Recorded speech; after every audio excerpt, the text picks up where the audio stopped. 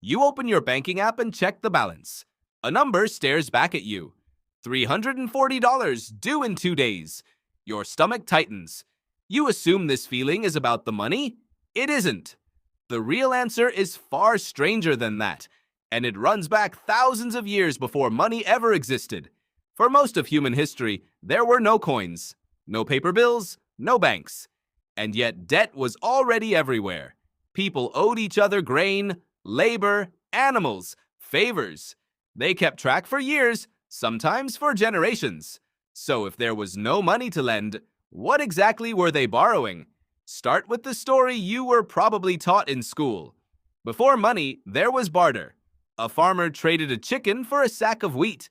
A blacksmith swapped a tool for a side of meat. Money supposedly appeared later as a clever shortcut, so people didn't have to haul livestock around just to buy bread. It's a tidy story. It's also almost entirely made up. The anthropologist Caroline Humphrey spent years studying economies in Mongolia and Nepal that had little or no money. She went looking for pure barter, the kind described in economics textbooks. Two strangers trading goods on the spot with nothing owed afterward. She never found a single confirmed case of it functioning as the basis of an economy. Not one. What she found instead was something else entirely. Communities running almost entirely on memory. Here's what that means. If you needed grain and your neighbor had extra, you didn't haggle over an even trade right there in the field. You just took what you needed. Your neighbor remembered. Months later, when their roof needed fixing and you had spare timber, the favor moved back the other way. Nobody wrote a contract. Nobody counted goats against bushels of wheat. The currency wasn't barter. It was trust, stretched out over time. This is where the anthropologist David Graeber's research becomes impossible to ignore. He spent years digging through the economic history of ancient civilizations, and he kept running into the same uncomfortable fact. Debt isn't a later invention that grew out of money. Debt came first. Money was invented to measure debt, not the other way around. Picture Mesopotamia, more than 4,000 years ago. This is the region we now call Iraq, the birthplace of the first cities. The historian Mark van der Meeroop has spent decades studying the clay tablets dug up from these ancient settlements. And what he found on them wasn't a primitive marketplace. It was a credit system. Farmers owed grain to temple authorities. Temple authorities owed wages to workers. Merchants owed shipments to each other across cities that took weeks to reach by foot. None of it required coins. It required something more fragile and more powerful. Records, promises, reputations that could be ruined. Coins didn't show up in a meaningful way until centuries later, mostly to pay soldiers who were far from home and couldn't be trusted on credit, since soldiers tend to vanish, and so do the favors owed to them. Money, in other words, was invented largely to solve a trust problem. It let strangers trade with strangers. Debt never needed that. Debt was built for people who already knew each other, who expected to see each other again. So why does this matter to you, sitting there with your banking app open? Because debt was never really about objects changing hands. It was about a relationship, a promise that stretched across time. When your ancient ancestor owed a neighbor a favor, the obligation wasn't just financial. It was social. It meant something about your character, your reliability, your place in the group. Failing to repay didn't just cost you grain, it cost you standing. People talked. Reputations traveled faster than carts.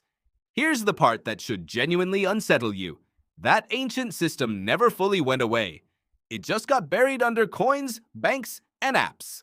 The feeling in your stomach when you owe money isn't really about the $340. It's an old circuit in your brain firing the same alarm it fired 10,000 years ago when owing someone something meant your survival depended on their continued goodwill toward you. Researchers studying the psychology of debt have found something consistent across very different cultures and income levels. Owing money activates the same threat response as social rejection. Not a financial threat, a social one. Your brain doesn't fully distinguish between a bank sending a notice and a tribe member deciding you can no longer be trusted. To an ancient nervous system, both outcomes look the same. Isolation, loss of standing, danger. This explains something strange about modern behavior that economists have puzzled over for years. People will often go without sleep, avoid phone calls, and feel physically sick over debts that, on paper, are manageable. The math says the situation is fine. The body disagrees, loudly.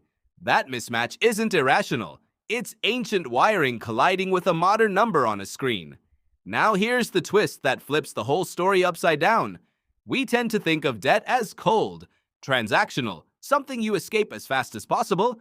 But for most of human history, debt wasn't the enemy. Debt was the glue. It was what kept communities bound together over time. If everyone settled every favor immediately, there would be no reason to interact again. The ongoing imbalance, the small things owed back and forth, is what kept people connected. A society with zero debt between its members is, in a strange way, a society of strangers. Modern money severed that. Coins let you pay a stranger and walk away with no ongoing tie. That's incredibly useful for trade between people who will never meet again. But it also means most of your financial relationships today carry none of the social weight that debt used to carry. Your credit card company doesn't know your name. Your bank doesn't care about your reputation in the way a village once did. And yet your brain still reacts as if it does. This is why a late payment notice can trigger something closer to shame than to budgeting concern. Shame is a social emotion. It evolved to keep you in line with a group whose opinion mattered for your survival. Your nervous system is applying a 10,000-year-old alarm system to a relationship with an algorithm that has never met you and never will. Think about what this means for something as simple as borrowing $20 from a friend versus $20 from a credit card.